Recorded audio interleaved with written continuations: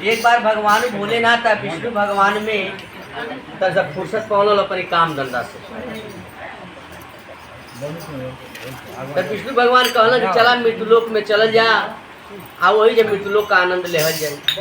मृत्युलोक के कहल जाला ये धरती आ जब मृत्युलोक में अइलन लोग तो कहला लोग कि अब का होई। विष्णु भगवान कहला कि देखबा पहला मन का जब छोट छोट रह जाता है वो खेल खेलल जा। कौन खेल? आइस पाइस लुका छुपी केहू आई पास कहला केहू लुका छुपी कहला। एक आदमी लुकाई तब खोजी हाँ और जब वो खोज रही तभी चला तो हर नंबर तो कहला चला लुका छुपी खेलल जा। कहला कि दादा यही तो खूब बढ़िया पुरानी तो ऊपरा देला पुरान खेल हाँ छोटी छोटी पर खेल कहला चला हुआ आज खेल खेला जा। विष्णु भगवान का कहना भैया कि चला हो खेले लुका छुपी चला हो खेले लुका छुपी चले गली दल चला हो खेले लुका छुपी चले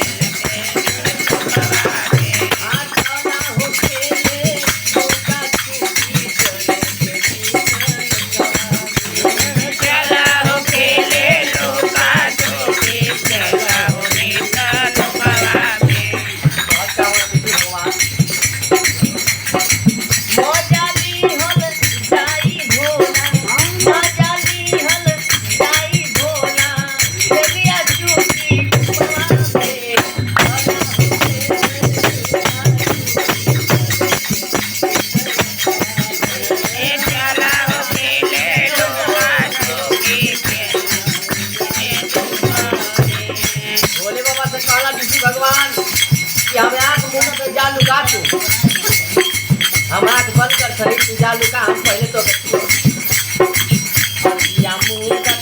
पानी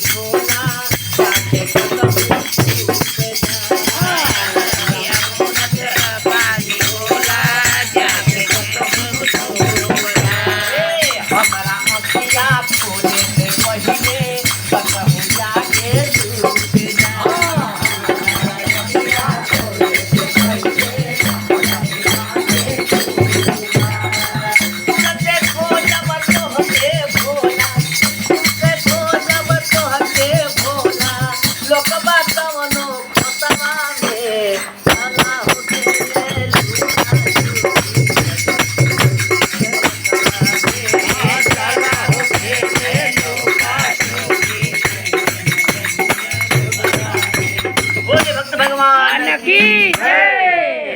भोले बाबा चल दल लुकाए आई अपन अखिया बंद कर कहना खोली कहना रुक जा लुका जाए दा खोली। भोले बाबा कहला कि ये दादा कहाँ लुकाई तब विष्णु भगवान हो तो पकड़ ली ये कुछ सोचत रहे तब देखला कि 50-60 गो बंदर वही पेड़ पर लौकत हो तो कहला कि बस उपाय पा गए लुकाए बानर बन या इन्हने में घुस जाए। पर भोले बाबा बंदर बन के आ वही में हाँ कि बनरा के रूपवा बनाई लिहले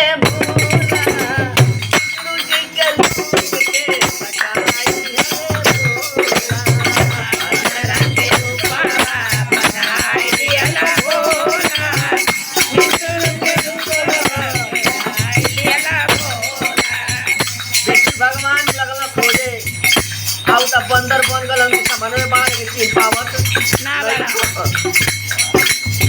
कि गुरुजी खोजे घर अंगना दुआरा गुरुजी खोजे घर अंगना दुआरा का बगैया खेत पोखरा किनारा बगैया खेत पोखरा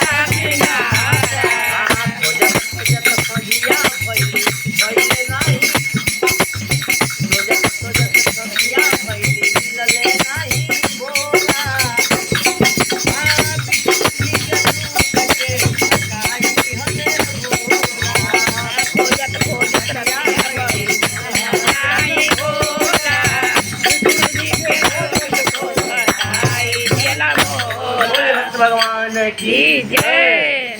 कोई दिन बीत गई, कोई रात बीत गई खोजत हो खोजत। जा आ बंदर बनल है उनकी अगवा में कूद के नाच के फिर चढ़ जाए पेड़वा हाँ। पर पकड़ा आइस पाई खेलत ना आवाज तो परेशान कर 20-22 दिन बीत गया। लगल विष्णु भगवान दहावे कि अगर अपनी भेष में रहता तो हम जरूर पकड़ ले हाँ, जगह कुछ काला छाला हाँ, कैले बाण हाँ, आई कोनो भेष बनौले बाण तब हम ना पकड़ पावत आ इनके पकड़े के तो हमहू के भेष बनाए के पड़ी। आ कहल का भेष बनाई इन्हीं का मेहरारू को रूप बनाई कहीं रहे तो जरूर देखी हाँ, हैं? आ गौरा माता का रूप विष्णु भगवान बना लेना आ बना के लगल खोजे एगो हिरनिया के देखल तो हिरनिया से पूछे लगल का कहत बाड़ा भोले बाबा के बारे में कहत का बाड़ा कि कहवा गईले हमार सैया हो तनी हमके बता।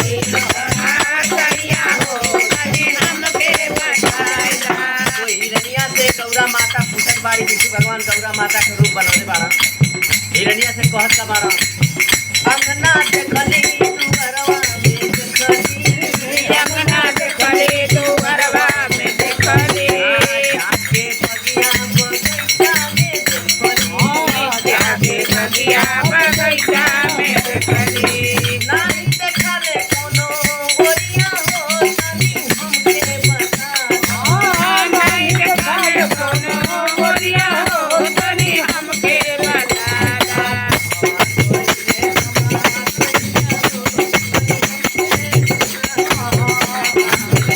सैया हो तनी हमके बताया। बोले भक्त भगवान की जय। तबले भोले बाबा का नजर वही पेड़ पर बैठल रहे बानर बन के हाँ, हाँ, कहल ये दादा ई तो मलकिन खोजत बाड़ी हमके आम बानर बन के छोड़ल बाड़ी ए पर हाँ, 15-20 दिन से खोजा खोजी लौकल बाहर आइस पाइस खेल बाड़ी तो लइका बीमार हमार ना पड़ गई ये हमके पूछत बाड़ी चारों ताकत बाड़ा कहला कि विष्णु भगवान कह लौकत ना ना हमरा पकड़ ली हम तो उहे रहा सोचल ना कि फट दे कूद के आगवा आया पर रुपवा में आके उनसे सार समाचार पूछ ले आ फिर बानर बन के चढ़ जाए हाँ, अब जनला कि हमार मलकिन ये बाड़ी गौरे माता बउन की अगवा तब भोले बाबा अपने रूपवा में आई गोले तुरते पकड़ा बाबा अपने रूपवा में आई गइला। पकड़ाई गइला। भोले बाबा अपने रूपवा में आई गोले बाबा अपने रूपवा में आई गइला। भोले बाबा सुने जब गौरा की आवाज भोले बाबा ए हमरा के खोजत बाड़ी गौरा की हमार हमरा के खोजत बाड़ी गौरा की हमार भोला सुन के बचनिया गवाया आई कोई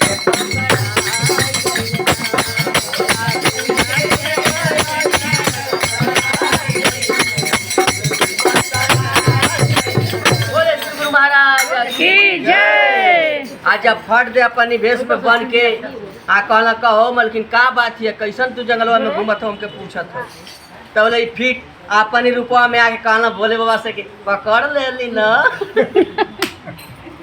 कहला कि देखा तू हमारे संगे छल कैला हमारी औरत का रूप बना के तू हमके पकड़ ले। पकड़ला नहीं तू पकड़ ना पौलत तो कहला तो के लुकाए कहले रहने कि बानर बने कहले रहने हाँ। हाँ तू तो छल कैला फट करके हमने तो औरत का रूप बनौले तू पकड़ाए लाता तो तू छल कैला तो हम छल कर दे। अब चला तू आंख मुना हम लुकाई तो हर नंबर खत्म हो गए। का विष्णु भगवान कहला कि चल ले लुकाए आवा खो जा हो आवा खो जा हो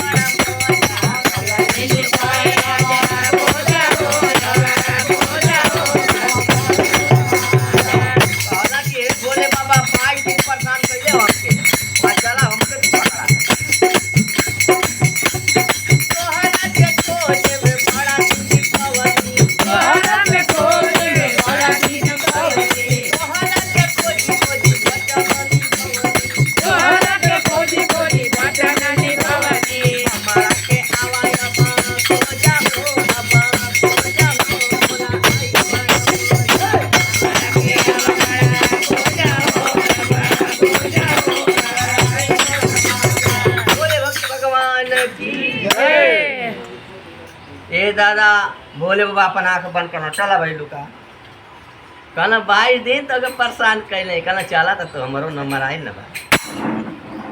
आँख बंद कैला भोले बाबा विष्णु भगवान लुकाए चल जाना कहना कि बाप रे बाप उनका 3-3 कोई आँख के और जल्दी पकड़ ली देवो के देव महादेव हैं सबका वो तो हमके 1 मिनट ना लग पकड़ ली वो तो हमके 22 दिन परेशान कैला हम कैसे करें उनके ज़्यादा परेशान करें। ये कुछ सोचत रहे तब ले देखला कि एगो दुल्हन डोली में बैठ के आवत पहले डोली में चले आज दुल्हनिया कौन बिरादर रहे कि मुसहरिन रहे। हाँ 4 को कहार लेके आवत बना तो भाई कहरे में लेके भाग जाए दुल्हन के आ घर लेके चल जाए आदमी पीछे में रह जाए। जब दुल्हनिया के लेके आवत ना तो उनका चट दे खियाल पड़ के अब लुकाए का बुद्धि हमके बफट दे नवजात शिशु बन के वही पतलों में सूत गई आ लगल के हाँ रो जब कहारा लग गई ना तो कहना से ये दादा कहीं लड़का रोत है जंगलवा में लगता कोनो पैदा वैदा कह के छोड़ के देखा है कि भिलनी चलेली बन के दुलही ससुरवा रहिया में बचारो पहले रहिया में बचारो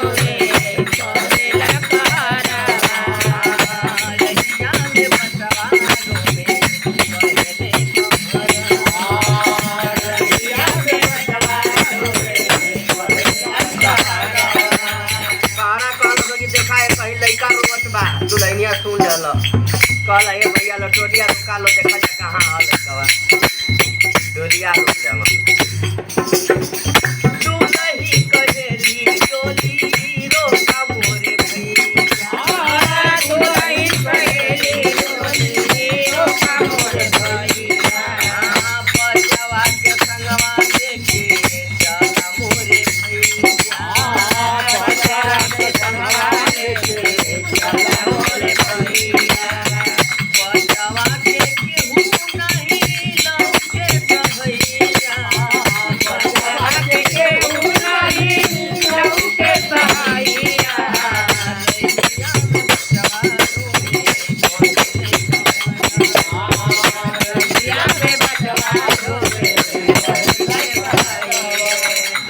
कहला कि ये भैया लो हमके लइकवा दे डालो आ लेके हम टोलिया में बैठ जाते हैं हमारे ससुराल में चले के जकर बाल बच्चा ना हो दिया जाए लइकवा के आ छोड़ दिया जाए तब मर जाए घमवा में कहारा कहना से बेचारी सही है कहते दुल्हनिया के दे दा लइकवा के उठा के दुल्हनिया के आ लेके जब चले लगल विष्णु भगवान लगल रोवे तब कहीं ऐसे ऐसे कर बाड़ी कहीं ऐसे ऐसे कर मैंने दुल्हनिया खेलावत बा लेकिन पटात नहीं जब एकदम मौजा गई तक ओकर दिमाग में आई कि एक ही चीज से लड़का पटाए एक ही उपाय बा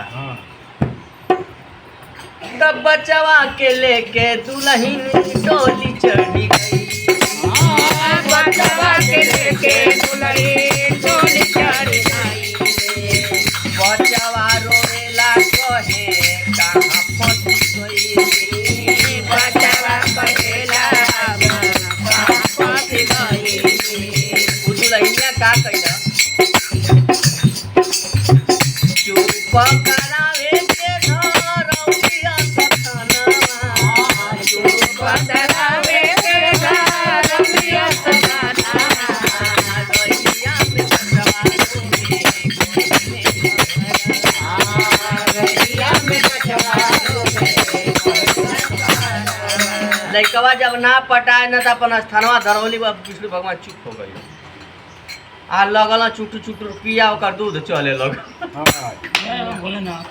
देखा उनका बा कृष्ण भगवान का वो दुल्हनिया का दूध बहे लगल। आ उ लगल पिए कहल कि आय हो दादा तो हमार दूध बहे लगल। अगर हम अपन ससुरारी जाए अगर कहब कि हमार लइकवा ना तो कहीं आदमी कैसे तो दूधवा हाँ वही ना। भगवान खलीला। हाँ एकर मतलब कुंवार ना बा एक लइकवा बा। लेकिन केहू से बतौला ना विष्णु भगवान पियत बना पटा गई। ससुरारी गई लो मारे ननद उनद जितना होले मार मेहरारू लेकिया उतारत बाद दुल्हनिया के देखत बड़ मार लइका होई अचरा में ले आय हो दे तो लइका के लेके आइल बा। कारा लो कानल अरे भैया ई रास्तवा में लइकवा के फेंक देले रहला पतलो तलो में। सबका आ कहले जा कि केहू का बाल बच्चा ना हो दिया जाए तो दुल्हनिया के दे देन जा 4 आदमी के ढोल जा के बचवा के ढोल जा। तो भैया लोग केहू का बाल बच्चा ना हो तो दे दिया लोग हैं। कहने लोग कि चलो सही है भाई। तो ई भैल कि जब तक ले केहू लेवे वाला ना भेटा था तब ले दुल्हनिया के पास वाला लइकवा है ना। दिन भर देखना हरू रहे दिन भर विष्णु भगवान पटायल रहे। आज जब रात हो गई बल लगल रोवे। जब रोवे लगल तो नंदिया बार बार घर में रो आ सोचे कब नंदी जाए कि हम दूधवा जाए जैसे कि हमार जान गल कि बहुत हमार दूध। आ नंदी जब गई बफट दे छाती दुल्हनिया धरा दे आ गई पट दे वो चोली आए। आ जब आए तो देखो तो पियावत आ जब खींचत बाड़ी तो दूध मार विष्णु भगवान के मुंह पर की लगल बा। अब लगल चिल्लाए नंदी का कहतिया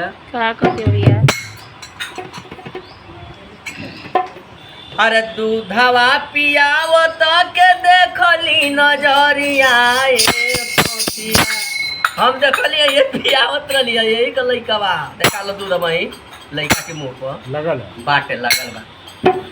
अरे दूधवा पियावत के देखली नजरिया ये सखिया ई त बारे लर कोरिया ये सखिया ई त बारे लर कोरिया ये सखिया ई त बारे लर कोरिया ये सखिया। हम अपन आँखी से देखलिए ई दूध पियावत रहिए बच्चा यही कबा। दूधवा पियावत के देखली नजरिया ये सखिया दूधवा पियावत के देखली नजरिया ये सखिया तब बारे लर कोरिया ये सखिया तब बारे लर कोरिया ये सखिया। अरे कवनो समनवा के खोजे हम गइली दूधवा पियावत नजर पड़ी गइली आ बचवा के मुहवा के दूध के फुहरिया ये सखिया बचवा के मुहवा के दूध के फुहरिया ये सखिया तब बारे लर कोरिया ये सखिया तब बारे लर कोरिया ये सखिया तब बारे लर कोरिया ये सखिया तब बारे लर कोरिया ये सखिया। बोले भक्त भगवान की जय। अब भाई जब डायरेक्ट सब देख लेला तो केहू रखी वो दुल्हनिया के दुल्हवो कहे कि हम ना रखब यही के लइका। सास ससुर सब बोले लगल आ वही राजखर बेचारा के बेचारी के बैला दे विष्णु भगवान के लेके आ बेचारी कहला कि वो दुल्हनिया कहला कि कहल जाला कि नैहर से डोली जाले ससुराल आ ससुराल से अर्थी जाले। तो हमार जाई तो नैहर अर्थी हमार जाए, हम अपन नैहर ना जाए। आ यही लड़का पापा जिंदगी ले अब तो विष्णु जी रहना भगवान कैसन मर्जी वो दिमाग दौड़ा दिल कि यही लड़का पर हम बिता ले। विष्णु भगवान के लेके उछल दिल दुल्हनिया कहाँ लेके जात बा कि बचावा के लेके चलली जंगल की बचावा के लेके चलली जंगल के राह में। बचावा के लेके चलली बचावा के लेके चलली जंगल के राह में। निहल के कमरई बनाई छोटे से गाँव में। एगो मड़ई बनाई छोटे से गाँव में।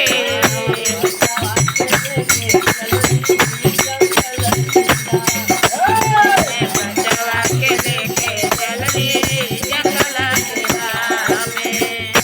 ओही रे मड़ईया में करली गुजारा। वही रे मड़ईया में करली गुजारा।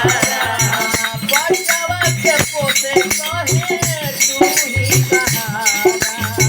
बचावा के कोई कोई तू ही सहारा। आ 7 साल बीती गईले छोटे से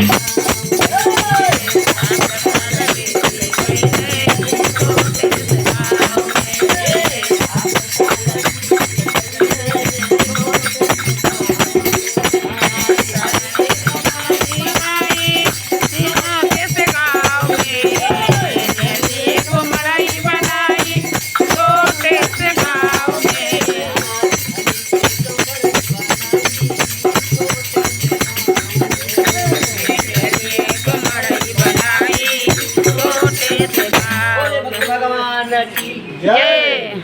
7 बरिस का विष्णु भगवान हो गई ना, 7 बरिस भोले बाबा उनके खोजते हम आज लड़का बन के रह गए भिलनिया लुका छुपी खेलत कहल ये तो कहाँ लुका गए हमके तो 22 दिन परेशान कैली हमके 7 साल हो गए 7 साल इनके खोज। हाँ भोले बाबा भी दिमाग लगौना कहला कि लगत है यो भेष बनवले हम तबे ना पकड़ पाओ। पकड़ ना पाओ साधु का भेष बना लेना भोले बाबा आ कहला कि हर गांव में खोजब हमके साधु बनल तो केहू 2 रोटी दे तो खाऊ ले बिल्कुल हमार कमाऊ चल जाई।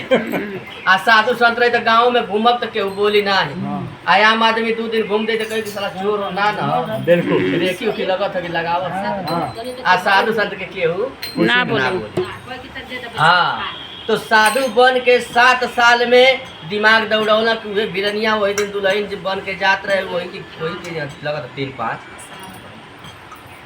7 साल में ओकरी घरे पहुँच गई। कहला कि अभी एगो घर बचल हाँ बिलनिया वाला। कहला ये माई तने अपनी घर हमके भोजन बना दा वाह वाह आ खिया दा। कल अरे बाबा हमारे एगो लड़का बाड़ा एगो हम बाड़ी हमन का ये काम गुरु बहिना है भाव पर एक कथा पर बहुत बहुत सम्मान दिले बड़ी। 11 रुपये का दाना सभी गुरु भैया लोग के सम्मानित केले बड़ी गुरु बहिना। आज देखा जा हमारे सुरेश भैया के भी मिलल बा और सबके हमारे गुरु भाई लोग के सम्मानित गुरु बहिना कैली भाव के कथा को बहुत ध्यान से सुनत बाड़ी आ गुनत बाड़ी। 7 साल बाद ओकरी बिलनिया के द्वार पर चलना कहला का कि हे माई हमरा के भोजन कराई। आई हमरा के भोजन कराई। हमरा के भोजन कराई। भुखिया लगल बाटे हमके बड़ा जोर हो। भुखिया लगल बाटे हमके बड़ा जोर।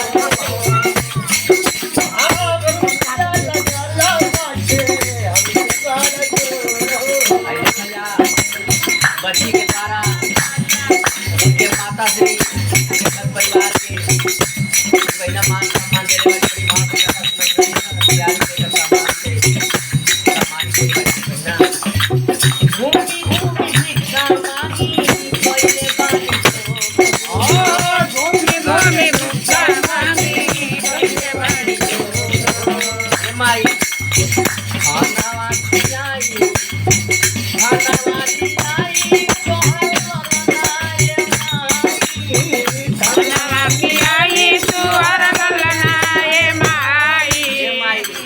खिचड़िया बना लिया ना तो अपन लड़कवे के हाथ में भेजिए। विष्णु भगवान भोले बाबा कहला कि अपन लड़कवे के हाथ में भेजे भैया खिचड़िया बनवा के और लड़का तो अरे आई तो हम आशीर्वाद न दे। आ विष्णु भगवान घर में लुकाइल बड़ा कहला कि आज लगो तो घर में लुकाइल बड़ा हाँ। जाना था कि भोले बाबा आ गला कहला का भोले बाबा खाना वाली आई कहर ललनाए माई खाना वाली आई तो हर ललनाए माई। कहला माई देखिया भलाई हे हे माई हे माई हमरा के भोजन करा। भगवान की जय। जब खिचड़ी बना बैल तो कल ये बेटा ले जाके बाबा के दे दा दुआरे बैठल वहाँ दादू महाराज के गोड़ धो लिया कहला ना आए हमको डर लगता हम ना जाए वो तो जानते रहे कि चीन जाइए तो भाई महतारी ने बाड़ी 7 साल से सेवा कैले बाड़ी कल जा लोग जा हमें जो बैठल है ना अब धीरे से लेके गई हम उनकी लगे धो के आज जब उनका गोड़ धरस हो तो भले बाबा धीरे से कर क्या हो पकड़ ले लिया कहना का विष्णु भगवान दिहले बोला जी के खाना भोला जी के खाना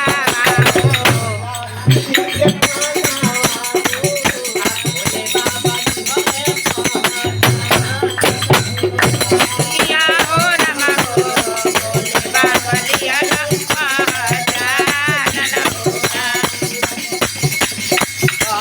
भगवान की याद करा कर पकड़ लो 7 साल तो परेशान कर ले कहला चला बड़ा आज मैं चल जा चला पड़े पर काम पर चल जा जाते समैया भोला बोले रे बचानिया रे बोले रे बचानिया माई बन के कोइला सेवा किया हो रमा हो भाई बन के कैला सेवा खाइला होगा। हालांकि 7 साल वो भिड़निया का तू दूध पिए ले हवा ओकर खाना खैले हवा माई बन के तोर सेवा कैले ओकर कुछ दा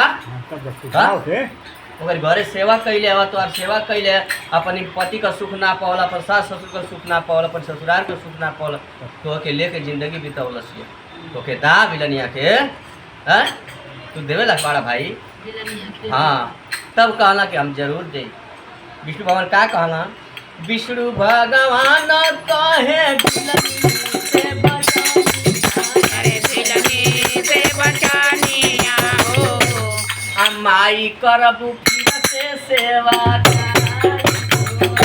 किया हो रमा हो भाई कर मुबिन से सेवा खाइला होगा। ए माई ए बेरी तू 7 साल हमार सुख पौलू है ना ए बेरी आज ना तो जवानी तक ले तोरी की है ना हो सतयुग में ई खेला खेले ले रहलो आ कहला कि द्वापर युग में होई अवतारिया हो हीरा आई बतोहारी किया हो रमा हो तेरा आई तुम्हारे द्वापर युग में हम अवतार ले कृष्ण रूप में आज जन्म दूसरे के ले लेकिन तोहरिए घरे आज तोहरे दूध पियो आ तोहरिए के जवान हो आ तू उस समय का बनबू होइबू यशोदा मैया एक बार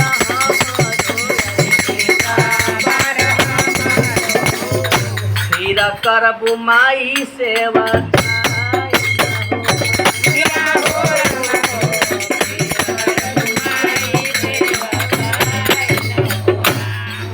उहे द्वापर युग में यशोदा माता ग्वाल वंश में जन्म ले ले बाड़ी आ कृष्ण भगवान आयल बाड़ा उनकी घरे आ जवानी तक ले तरह तरह का लीला कैले यही से मुसारवा का नजर हमका जेठरी कहे जा रहे जेठरी आई रमा आइनन में आवा लेकिन 3 सूत्र याद करिहा भैया